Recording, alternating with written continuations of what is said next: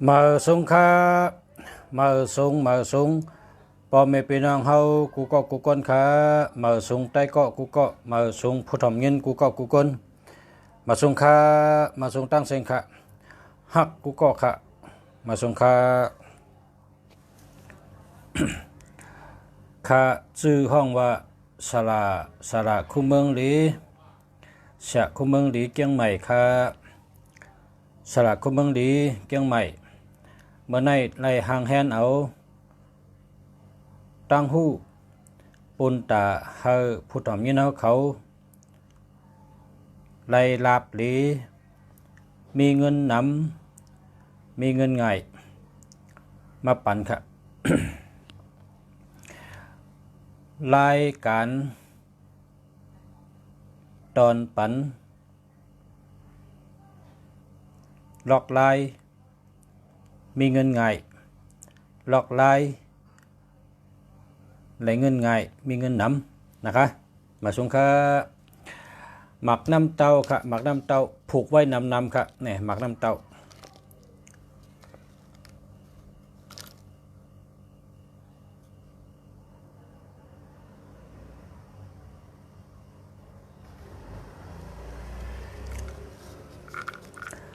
หมักน้ำเต้าในผูกไว้นำนะหมักน้ำเต้าในผูกไว้นำหมักน้ำเต้าในเพราะว่าพักตูเขาซื้อกันเขาก็เอาไว้ที่หัวพักตูนะมันหลุดแปดเมียวอ่ำลีหลุดแปดเพยันชูมันกินแปดยันชูเย้าก็ขึ้นค่ายออกมาเป็นลาบสัปปะกะเป็นยัตนาแก้วสังเงินคำปันเฮาค่ะนะเอาไว้ที่หัวพักตูกูฮูก้อยกะพอเฮาขับผุยล้านผุยแสงปะไหนหลุดเลยไว้จังไหนกันน่ะไว้ให้ฮู้ทองกันได้พักตูให้ไหนน่ะพอเฮาผุยล้านผุยแสงใน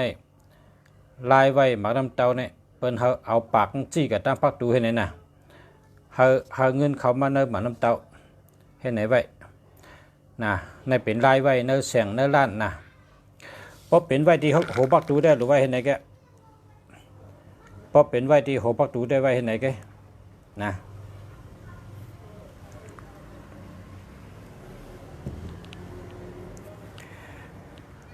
เมื่อในเอาตัวนับมาปัน4 2 8 9 6 3 9 5พอแม่พี่น้องเขา4 2 8 9เป็นตัวนับเมตตาลีตัวนับตั้งหักลีเมตตาลีเจ้าลีผีเมียดพระเมียดตะลาเมียดสังขาเมียดศาสมาเจ้าเกจูปอเมเจ้าเกจูครูอาจันจอยด้วยหลูหลอมป้าปันจังห้องว่าเจ้าทอดเจ้าเมียดมุงคิงนะครับเจ้าทอดเจ้าเมียดมุงคิงนะครับ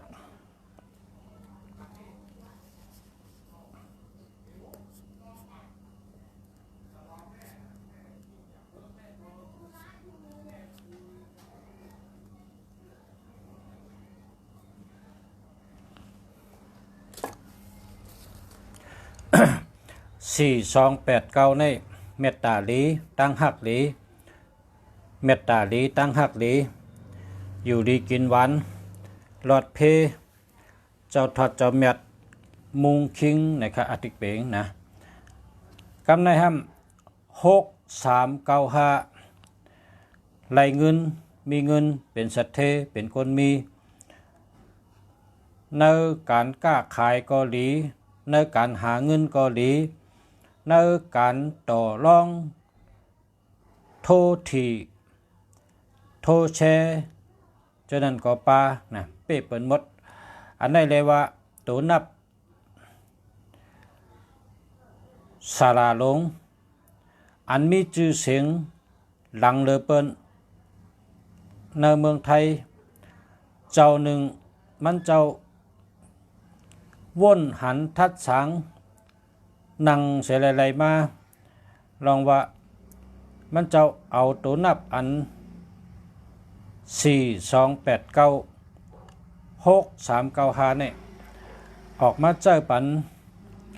กนเมืองไล่เจ้าตื้อกันกว่านำเป็นหลายล้านก็เสร็จแล้วมีข่าวอันตอบมาว่าไล่พรดีนำเต้เหมือนหนังสลาเฮาลัดนั่นขยาวว่าในว่า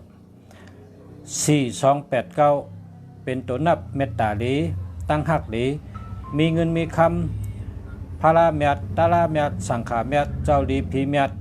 ขุนชิกยาขุนพีขุนช้างมุงคิงปันป้าเฮาเปิดป้าเฮาตาเสนะ4289เนี่ยลาบลีเมตตาลีตั้งหักลีมีเงินอยู่ดีกินหวานรถเพเข็นนั่นเป็น4289 6395ในซ้ำเมตตาลีอาจุนลีมีเงินมีคำการงานเฮ็ดสังก็เป้เปิ้นยอกก็อ่องยอกอ่องเป้เนื้อเปิ้นอ่องมันเนื้อเปิ้นกูสำเชนเปิงอันในลุงเสียมาเตรียมปันพอมีพี่น้องเขาเอากระเจ้าตื้อไรคะเอาเป็นเนื้อหมายพงก็ดีเตะอำนั้นก็เตรียมใส่เนื้อแผ่นเอาจับตัวไว้กูก็กูกลก็ดีเตะอำนั้นก็เตรียมใส่เนื้อล้านเงินล้านคำล้านตองล้านเหกล้านจึนเอาส่องเป็นดักพอยก็ดีเตะอำนั้นก็เอาเยียบใส่ตีถงเงินเฮานะเยียบใส่ตีถงเงินเฮาเฮ็ดเป็นถงป้ากะมากะกะขายกะหาเงินหาคำกะเฮ็ดการกะเฮ็ดงานจะในก็ดีเตะครับเต็มเมือหนังลุงเสียเต็มลงกันนั่นค่ะนะ4289นะ4289 6395ไล่ว่าเป็นตัวนับอันสลาก็ในมันเจ้าตะเป้มันก็นำนะก็ช้อนอุตาเสกะตัวเดียวก็ผุยช้อนมันจะมีตัวทบน้ำแล้วก็เฮ็ดสลาลองตัวหมายจากลาดเมียวเดียวเสียแล้วเล่งหน้าเฮินนะเล่งหน้าเฮินมันเจ้าตะเป้เจ้าประเต็มเมืองในเมืองไทยเนี่ยมันเป็นเจ้าหนึ่งอันชื่อเสียงดื้อดังเลยเปิ้นเนาะลองตัวหมายจากลาดตัวแห้งถัดตัวนับเสร็จแล้วเอาเจ้าตื้อกูตินะกูลองกูติ นั่นเป็น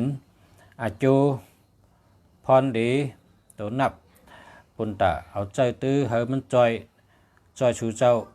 ไผ่เฮมีเงินไงมีเงินนำหาเงินไงไรเงินนำนะอันนี้เป็นข้อที่หนึ่งก็ในข้อที่สอง เมื่อว่าอุบลองพระเป็นเจ้า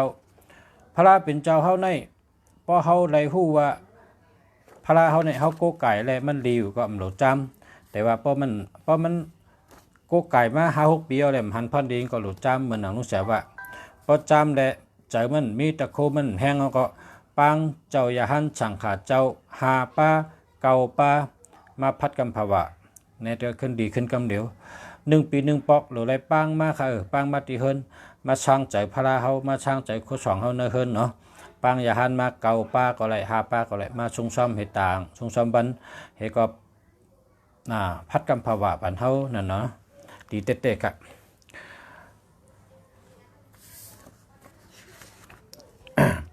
แล้วก็ เมื่อในเตเอาล็อกไล่ปุนตาพอเมพี่น้องเขามีเงินง่ายไหลเงินนำกูก็กูกลเฮ็ดเหมือนจังลุงเสียเฮ็ดในชูเจ้าเนี่ยนะชูเจ้าอำไรเชียงเงินอำไรเชียงคำก้อยกับบ่เผลอเฮ็ดในหันอาโจงกำเดียวครับนะบ่เผลอเฮ็ดหันอาโจงกำเดียวบ่เผลอเฮ็ดก็ไรอาโจงกำเดียวอาโลสันตะเปว่าเปจุงกำเดียวโลยาสันตะเปว่าเปจุงกำเดียวโลยาสันตะเปว่าเปจุงเตรียมทนกูเมียวย้อนสังก็ไรนั่นค่ะย้อนสังก็ไรนั่นค่ะเนาะป้องเป็นดองดีอยู่เนี่ยห่างแฮนไว้เงินให้เป็นเงินไทยนะ36 บาทนะเงินไทยเนี่ย36 บาทเฮิงเป็นเม็ดบาท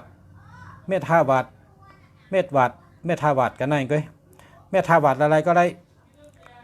เม็ดบาทอะไรก็ได้นะเฮิงเลย36 บาทนะ โปรแกรมไตเขาก็เป็นว่า36 ยานั่นน่ะเนาะ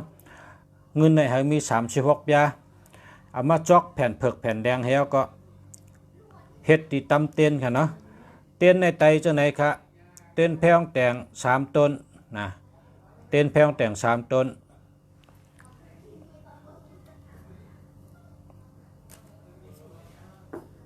อย่าไปลืมค่ะนะ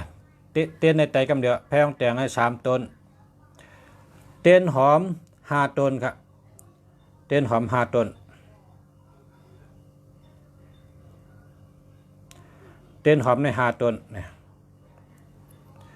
พยองแต่งใน3 ต้นพยองแต่ง3 ต้นเตียนหอม5 ต้นครับเตียนหอม5 ต้น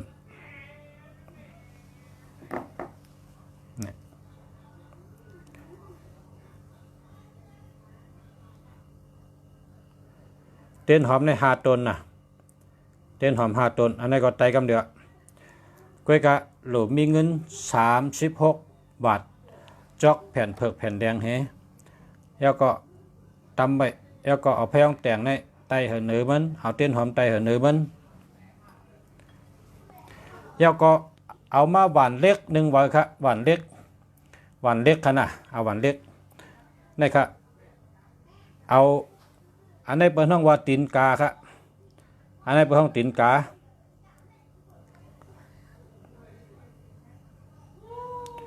อันนี้เป็นห้องตีนกาครับนะตีนกาในปาก8 เส้นครับปาก8 เส้นเอาไม้เจอกุยปาก8 เส้นเฮ็ดตีนกาพอเฮ็ดตีนกาก็ตำลงในหวานน้ำมันเลยครับอันนี้เป็นหวานเล็กครับนะหวานเล็ก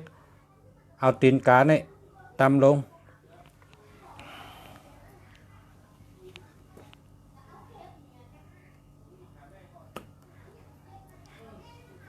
พอตำลงเอาใส่น้ำมันเต็มๆครับใส่น้ำมันให้เต็มๆครับใส่ลงจะเนี่ยเอาน้ำมันใส่ให้เต็มๆนะน้ำมันใส่ลงเต็ม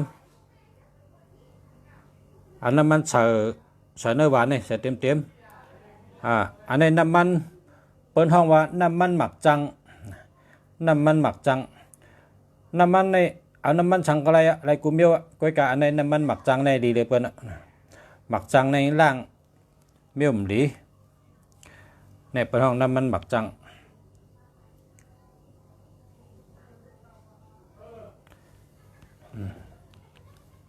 เฮ็ดในเฮก็ไตนะไตหลูพระเป็นเจ้านะไตหลูพระเป็นเจ้าอาคิงกลางเนื้อเจ้า8:18อาคิงกลางเนื้อเจ้า8:18ไตกำเดียวชูเจ้าโลชังก็ไลกูเมียวชูเจ้าย้อนชังก็ไลกูเมียวไตหวานเดียวกันครับน้ำมันในหวานเดียวกันตีนกาเนี่ยพอเป็นก้นเฮิร์นเนี่ยไตหวานเดียวกันก้อยกาพอเป็นก้นจองพอไตตีจองพอไตตีกองมูได้5 วันนะ5 วันเป็นไต5 วันเขาพอเป็นตีจองพอเป็นตีกองมูเขาเป็นมาหลุมาตันนำเอ้ยหลุไรลุ่มละกองมูในก็ไต5 วันเขาเปิดมาหลุมาตันตีจองเขานำเอ้ยจองเขาในหลุลุ่มละหลุเฮ็ดนั่นหลุเฮ็ดในเนี่ยหลุเฮ็ดหลุช่างหลุลุ่มละจองเขาเนี่ยก็ไต5 วันกับในลายค่ะเนาะน้ำมันในไต5 วันน้ำมันในใส่เนื้อหวานเต็มหวานในเป็นหวานเล็กใส่น้ำมันเต็มแล้วก็ใส่ตีนกาแล้วก็ไตให้ไหนครับนะพอไตเอาเนี่ยก็นั่งไว้พระเหขำสินหาเหหยัดน้ำเหเวยก็สู่เหไหนครับย้อนสู่ของก็ไหลกูเมียวค่ะเนาะอันนี้ลีเต้ๆค่ะเพราะว่าเพลเลยอันมีตั้งหลูในเฮ็ดกำเดียวค่ะอันนี้แหละจูงกำเดียวค่ะนะ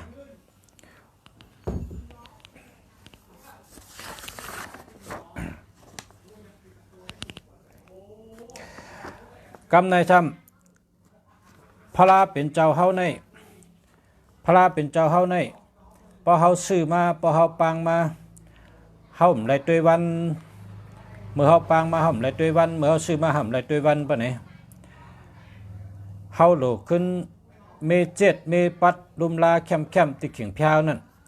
ซื้อแผ่นเผือกแผ่นแดงมาเสือแคมพอซื้อแผ่นเผือกแผ่นแดงมาเสือเย้ายามกลางเหนือ8:18ก็กว่าห้องเอาก้นอันเกิดวันอังคารก็เลยกว่าห้องเอาก้นเกิดวันเสาร์ก็เลยนะเผยก็เลยป้องเกิดวันเสาร์ก็เลยเผยก็เลยป้องเกิดวันอังคารก็เลย2 วันเลยครับห้องมาเหี่ยวก็มายุกเอาพระสู่หนึ่งขึ้นเมื่อตั้มตีเหนือเข่งพระปันเฮาเหี่ยวว่าอาโกใหญ่ๆน้ำยุกเอาพระขาในมือตั้มปันเหนือเข่งพระขาเนี่ยโกนก็เลยเกิดวันอังคารอันนี้เป็นว่ามันแห้งเลยเป็นอังคารในเป็นสั่งซีก้นก็เลยเกิดวันเสาร์นะวันเสาร์ก้นหนักก้นเกิดวันเสาร์ในเป็นห้องวันหนักกานะอันนี้แห้งเลยเป็นเหี่ยวอะไรขึ้นตั้มขึ้นเนี่ยอันนี้ก็เลยว่าเมเข่งพระเขาขายนะพระเขาก็มีลาบหลีโกไก่ก็ไรเงินได้คำอยู่ดีกินหวานดูใจก็เย็นช่ำฉะมังกรลีเตรียมทนเอาครับกำในข้อที่2จำเข่งพระเนี่ยเข่งพระเนี่ยพอเผาไรไว้จันเตอพรดีมันเลยเตรียมปากนะเพราะว่าเข่งพระเผาไว้จันเตอพรดีเลยเตรียมปากพระเนี่ยหลุดไรไว้ห้องตั้งนาเย้าก็ไหวนาออกพักดูอันนี้ดีเต้ๆนะเข่งพระพักดูเขาไหวกับตั้งไรก็เข่งพระเขาไหวกับตั้งนั้นพักดูลงเขาไหวกับตั้งไรก็นาพระเขาก็ไหวกับตั้งนั้นนะเมื่อหนาวกับขึ้นจ้องนั่นบ่กับขึ้นจ้องเลยปุ๊บขึ้นจ้องเมื่อกับเขาเมื่อนาจ้องก็หันพระนังมาตั้งพักดูกำเดียวนั่นแมนมิวมันเข่งพระไหวตั้งนาเฮิรนเผอนาเฮิรนมันข้อที่3พักดูก็เย้าเฮิรนก็เย้าเรียกมุงมันก็เย้าอย่าไปตาสีเขียวลาค่ะอย่าไปตาสีเขียวพักดูเฮิรนอำนั้นก็เรียกมุงเฮิรนอำนั้นก็เฮิรนนะสีลำตั้งสีเขียวเนี่ยอย่าไปตานะมันเป็นมังกรครับมันเข้มมันเป็นมังกรมันจะว่าเข้มมันเป็นมังกรข้อที่3หลังคาพักดูเฮิรนอย่าไปตาสีเขียวข้อที่4ก้นใจปอเผอมีอาศัก3 ขบ6 ขบ9 ขบ33 23 43 53 63 73 83 16 26 36 46 56 66 76 86 96อันนั้นก็9 ขบ9 ปี19 ปี29 ปี39 49 59 69 79 89 99นะกลใจพอมีตัวนับตัว3ตัว6อยู่ตั้งปลายเนี่ยในปีนั้นไว้สตินะกูกลนะกลใจเฮาไว้สติใกล้ไว้พลานะใกล้ไว้พลาใกล้อับน้ำมักคอนนะเป็นปีอันจังอะไรตั้งเจ็บแสบแต่จังมีปัญหาชีวิตอาจจังมีปัญหาแต่ชนะลองอำทางอำเทิมนึงกันนะกนยิงจำไรสติตัว4ตัว7 4 ขบ14 24 34 44 54 64 74 84 94อันนั้นก็7 ขบ17 27 37 47 57 67 77 87 97จะไหนกนยิงได้พอถึงตัว4ตัว7เนี่ยได้สตินะเราแก้อับน้ำหมักคอนเราแก้ใบพาราแก้รองซ้อมนะตั้งแต่หลอดเพลี ข้อที่5เพราะว่าเฮากะหันเฮิรนเปิ้นได้เฮาหลอมตัวเฮิรนผาเลอไหวตั้งออกนะเฮิรนผาเลอไหวตั้งออกแลเฮิรนผาเลอไหวตั้งห้องเฮิรนนั่นพอมีลูกล่างมาลูกล่างเขาจังกับเป็นมนเจ้าไล่กับเป็นมนเจ้ามนจังก็เปือว่า เฮิรนอันไหวตั้งออกและเฮิรนไหวตั้งห้องในพอเอาเนื้อแก้มบาในจางมีชุดดอกกองมาเตะคนดีมาเตะอันนั้นก็ก้นเฮิรนหลังนั้นนะก้นเฮิรนหลังนั้นเป็นก้นเจอกู้สุเจอบุญเจอกู้สุพอเปินดัดลองหลู่ลองต้านในแรมเลยห้องกว่ากำเดือนะลองหลู่ตั้งต้านเนี่ยตั้งได้ห้องตั้งได้ดัดป้องผู้กองความเดือก้นอันนาเฮิรนไหวทั้งออกไหวทั้งห้องนะตั้งได้โจ้งอ่ะเพราะว่าเปินได้เฮ็ดตั้งดีเด่นก่อนตั้งเปินมันคาเลกู้สุน่ะในเป็นกับไก่โดยนาเฮิรนไหวตั้งห้องไหวตั้งออกกันเนาะสองไผ่ก็กำในซ้ำข้อที่6ในเมืองกลเนี่ยมีสีดำและสีขาวนะในเมืองกลเนี่ยมีสีดำและสีขาวกลางคืนเป็นห้องว่าสีดำกลางวันห้องว่าสีขาวมีตังตุกขะและมีตังหลี2 มิลตังตุกขะก็เป็นสีดำตังเกี่ยวเสื้อเจอตังหลีกุสุเป็นสีขาวกวยกะสภาวะใน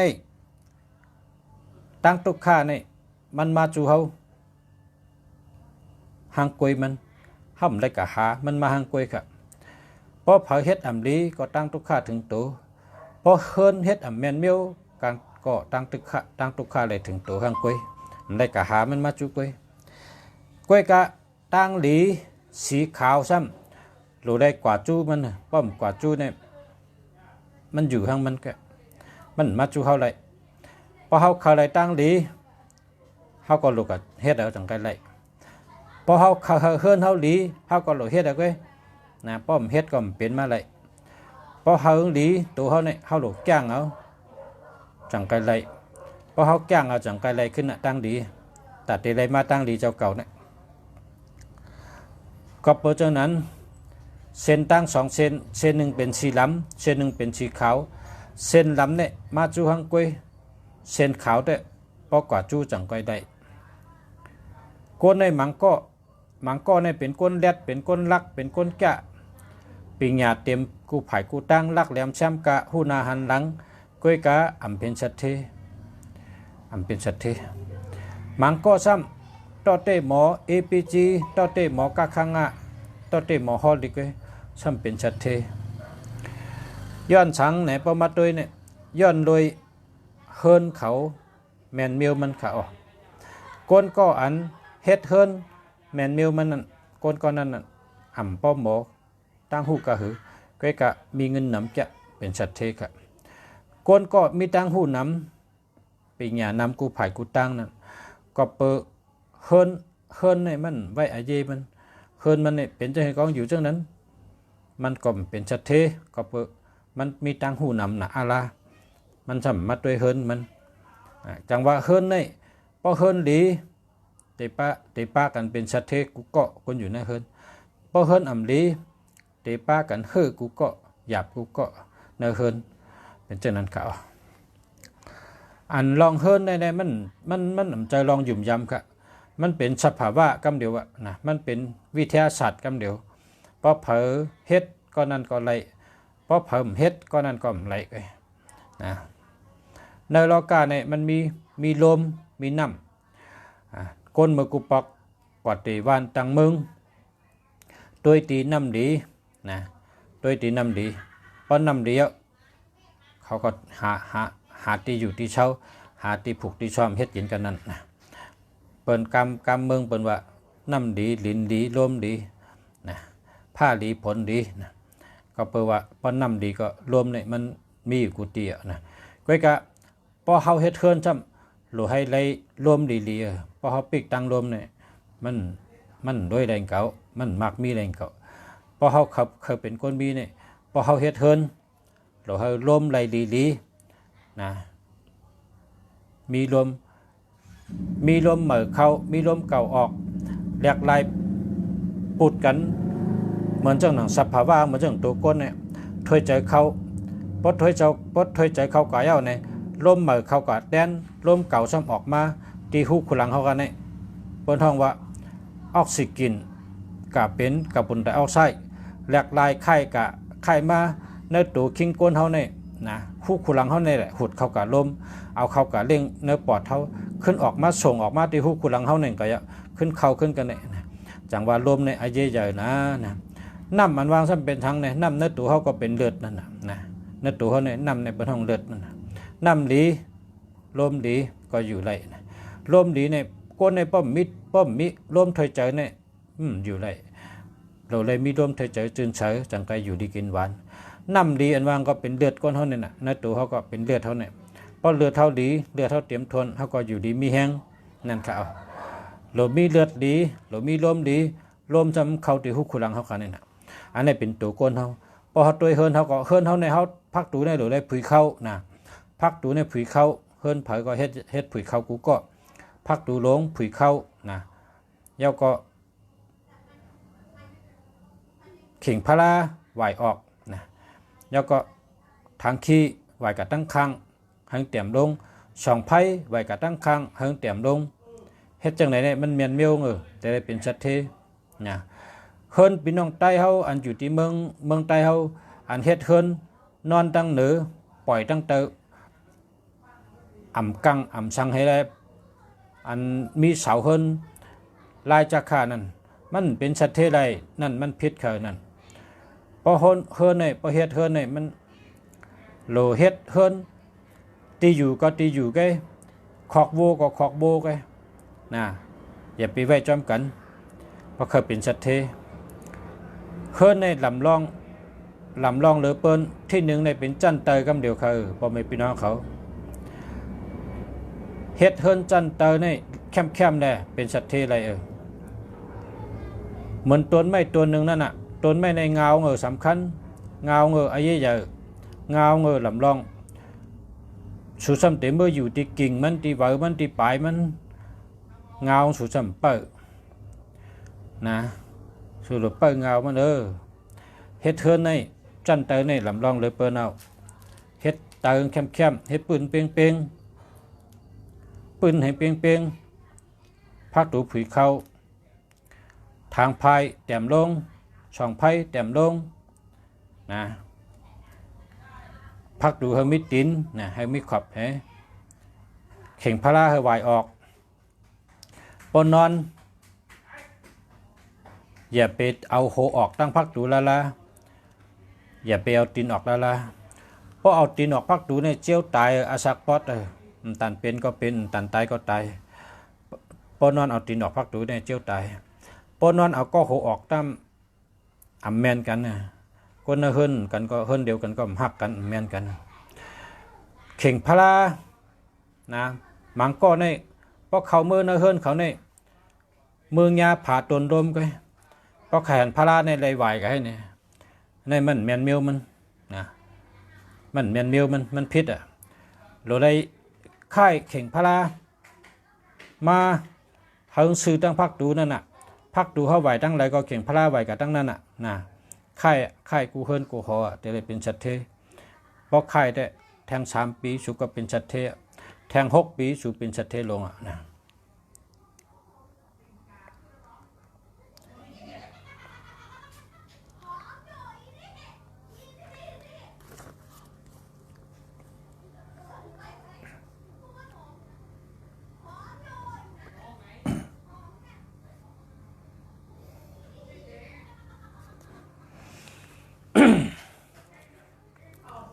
พอเมพี่น้องเขา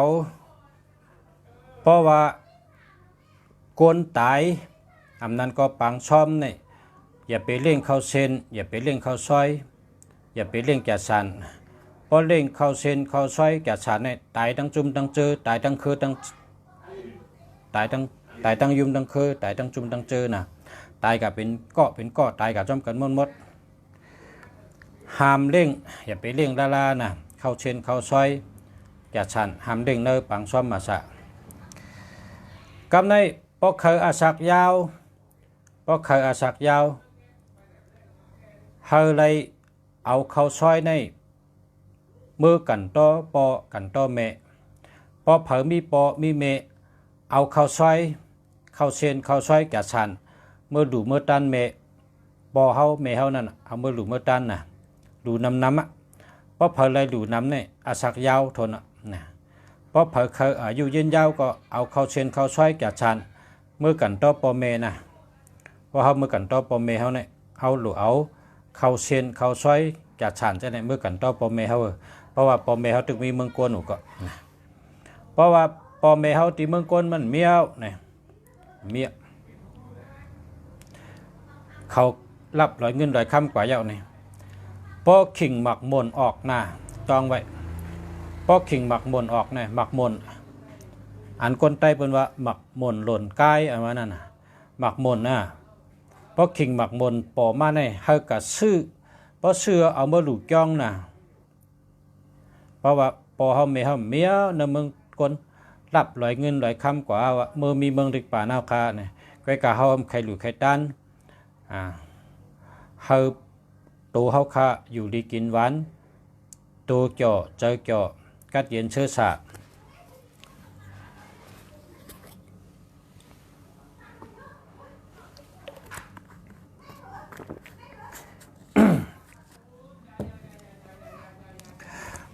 เพราะว่าเฮาเป็ดก้นเฮาตึกใครเคยอยู่ดีกินหวานกัดเย็นเชื้อสาอยู่ดีกินหวานเหตุการณ์ขึ้นเยอะเมื่อช่วงอายุยืนยาวปอเผอเคยได้จังลุงเสียรัดเนี่ยต้องไว้กันละปอขิงหมักมนออกเนี่ยเฮากะซื้อหมักมนน้ำไงกว่าซื้อเป็นได้หลายลูกก็ซื้อ5 ลูกว่า9 ลูกว่าซื้อแคมล่างแคมเอามาดูจ้องนะเอากะลูติจ้องเอากะลูมนเจ้ามนจ้างอย่าหันเจ้าสั่งดังหลายนะเอาลูเอาตันเพราะว่าติกะจ้องเนี่ยได้กะคะจ้องไก่นะนี่ก็เอามาดูพระเป็นเจ้าก็เลยนะเพราะขิงหมักมนเฮาเลยดูหมักมนเพราะเลยดูหมักมนเนี่ยอาศักยาวว่ายาวขยับนะต้องไปค่ะเอาหลูพระก็อาศักยาวค่ะเอาหลูปอเมอันที่เพราะว่าปอเมเฮารับร้อยเงินร้อยคำกว่าเอาค่ะเนี่ยก็เอามาดูตีพระอันนั้นก็มาดูติจ้องเพราะว่าปอเมตึกมีเมืองโกนูแกก็ตั้งหลูห้ำหรือได้ดูเข้าเชนเข้าช้อยแก่ชานนะหมักมนก็ดูได้กะนะดูได้ครับก็กะพอเป็นหมาสาปางซ้อมคนตายเนี่ยอย่าไปเล่งดารานะพอเล่งเนี่ยตายตั้งยุมตั้งจุมตั้งยุมตั้งเจอตั้งจุมตั้งเคอนั่นอย่าไปเฮ็ดดารานะผิดจำดอกกะนะ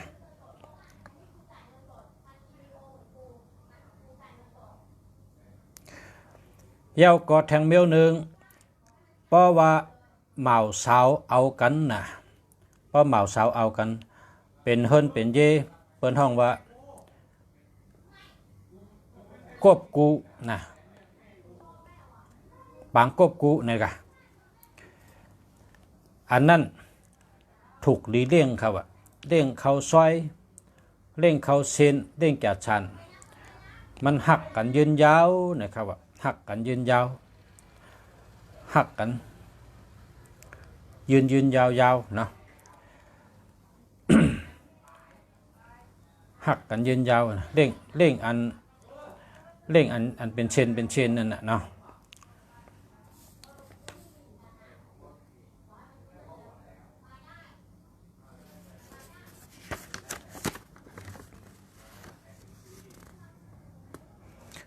เชนแก่ชันเชนข้าวซอยอยู่ดีสักยืนยาว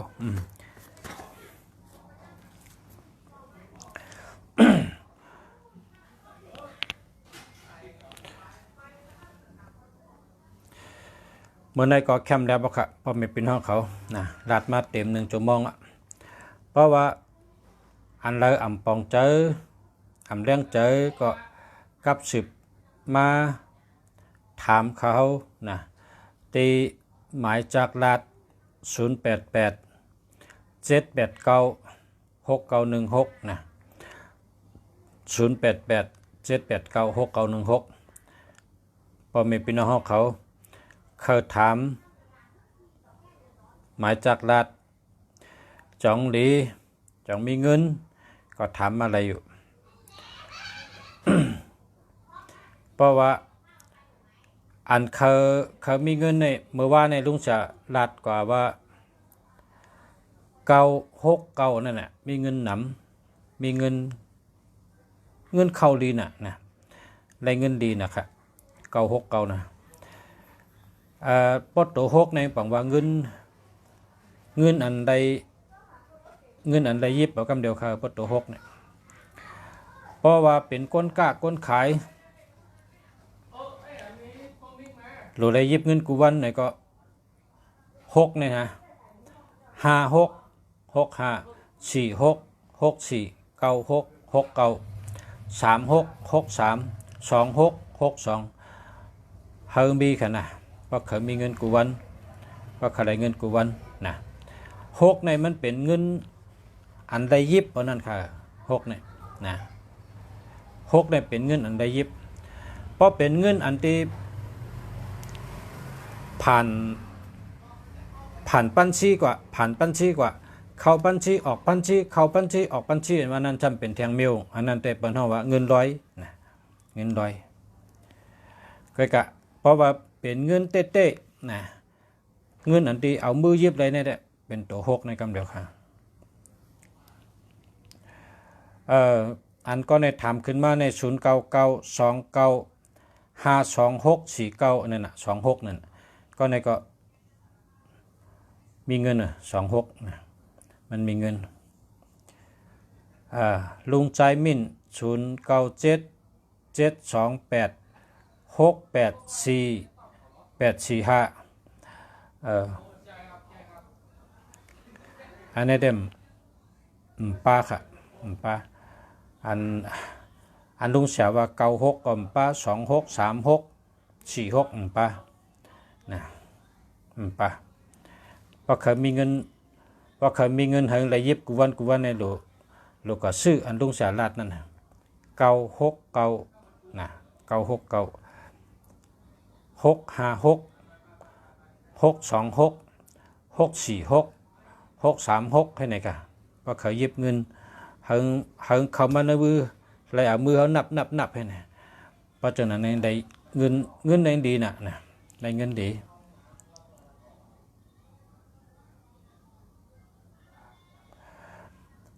0872010739อันนี้เต็มดีเอา8ให้ละนะเปิ้นใจค่ะจังไหนแต่มันใจเอา8ให้ละเพราะว่าเมี่ยมดีเนี่ยอย่าไปไว้ในเฮือนเมี่ยมดีชุดที่ว่ามันดีอย่าไปไว้ถ้าอย่าไปมีนั่นน่ะยังเกี่ยวเจอสังตาว่ามีเนี่ยยังดีกันพอมีก็เฮิงเป็นอันดีมันพอมีก็เฮิงเป็นอันดีมันป้อมดีก็อย่าไปเก็บไว้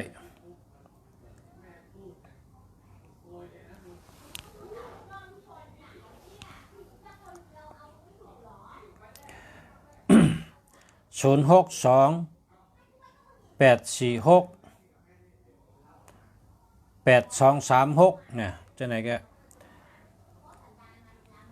ก้อยกะป๊อบเผอเอา36กับไว้ตั้งหลังเนี่ยเหมือนกาวาวอะเหมือนนูไพ่มีหางเพราะเขาเอาเฮือกับกว่าขีดแนะนำเนี่ยป้อมมีลามไพ่เฮือเนี่ยป้อมมีลามไพ่เฮือมันเนี่ยหัวรวมเดือปัดกันตั้งเลยก้นอันเอา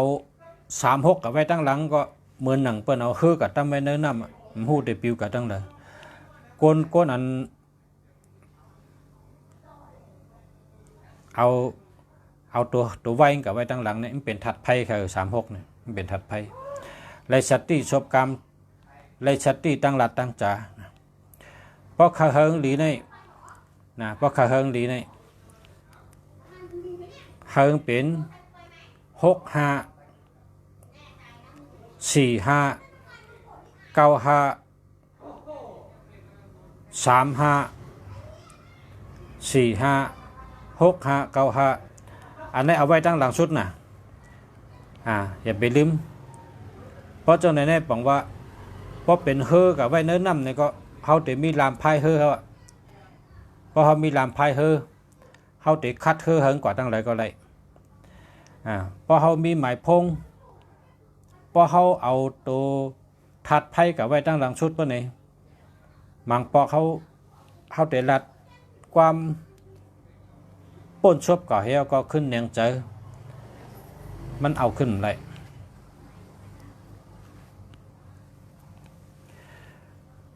ก็กะตัวนับอัมมิตัวฮาก็สมิสติอยู่ในได้มีสี่กูค่ะอันนั้นได้บัตตัวฮา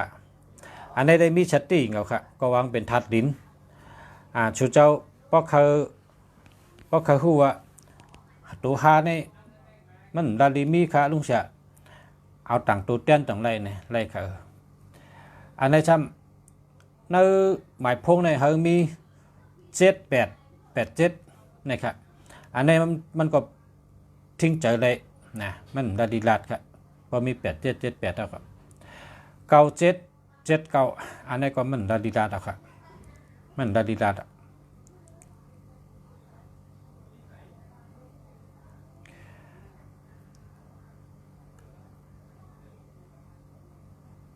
1445ไ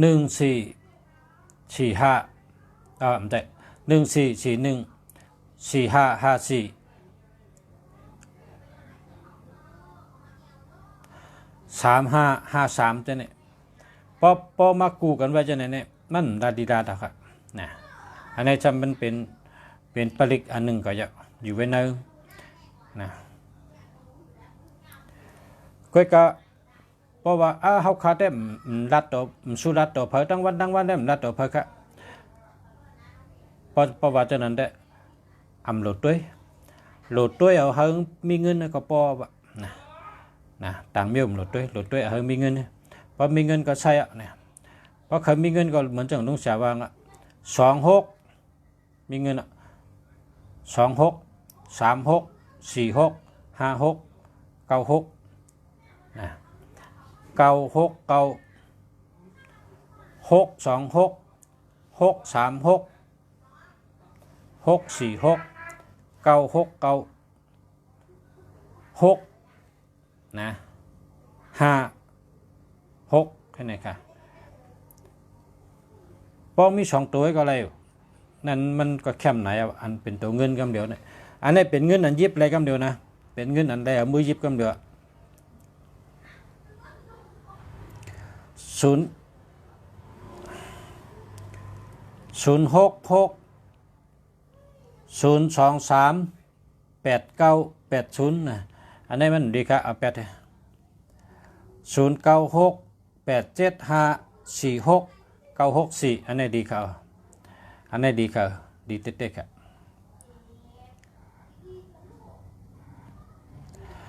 0994856787อันนี้ได้มันมี67ค่ะพอมี67เนี่ยหลบ8ได้ค่ะดีใจค่ะนะ67เนี่ยนะ0992478929นะอันนี้ก็เจอแล้วค่ะนะเจอแล้วก็ดีอยู่ค่ะ0947479279นะเป็นกำนำในเป็นเจอค่ะ72ในเป็น72ในเป็นใจพอมีเงินมาก็เซ็งกว่าขึ้นทีเดียวพอไหลเงินมาก็เซ็งกว่าขึ้นพอไหลเงินมาก็เซ็งกว่าขึ้นนั่นกว่าไว้นะครับ72ในเป็นใจ062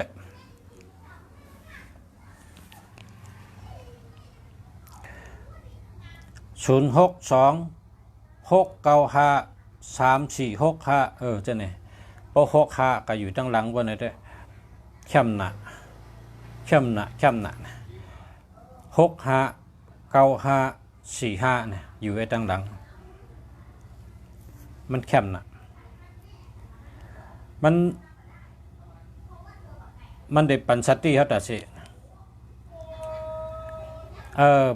กลับมาเร็วแน่นะเป็น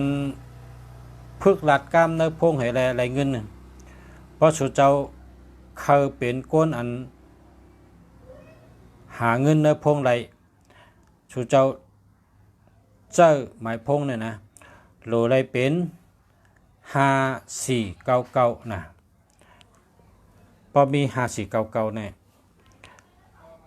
นั่งให้เอากับเงินเนี่ยนะนั่งให้เอาแกหลัดความในพงเนี่ยหลัดจังเหยก็ยะมันตื่นไหลเงินมา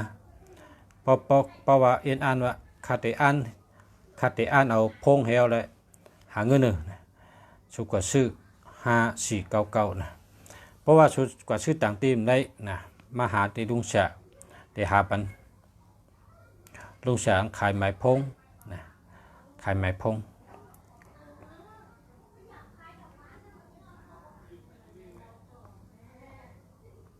06196767ได้เป็นจะ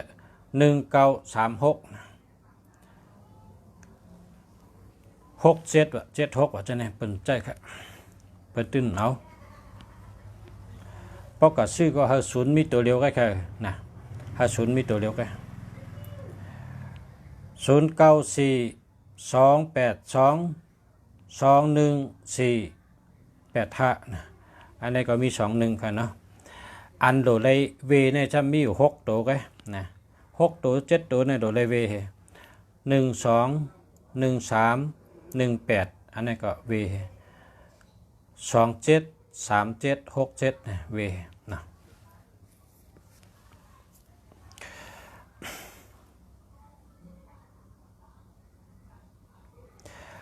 0930253989นะ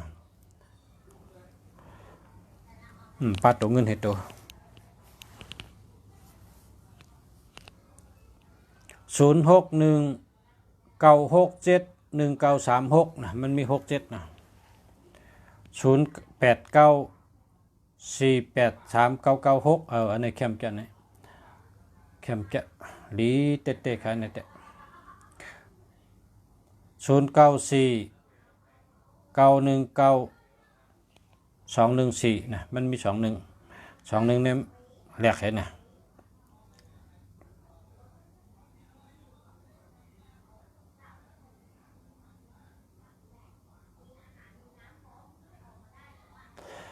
คาเตลัดโลอันโลเวงเหก็คาเตกึดตีกันในกันมันเนี่ยพอแม่พี่น้องเขาเฮเวป้องจับกันเนี่ยอย่าไปเอานะ12แล21ในกับเว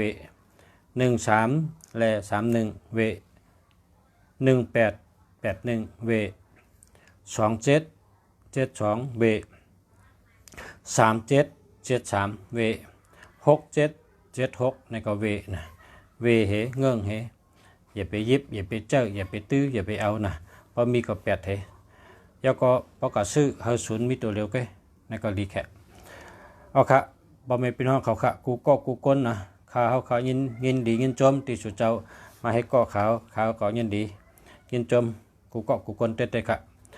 ขอบใจกูก็กูก้นค่ะเนาะย้อนสู้ให้บ่แม่พี่น้องผู้ต่อพี่น้องเขากูก็กูก้นย้อนให้ขึ้นใหญ่มาสูงขึ้นใหญ่เฮืองให้อยู่ดีมีเงินให้ห่างดีกึกปืนกูก็กูก้นค่ะมาสูงค่ะ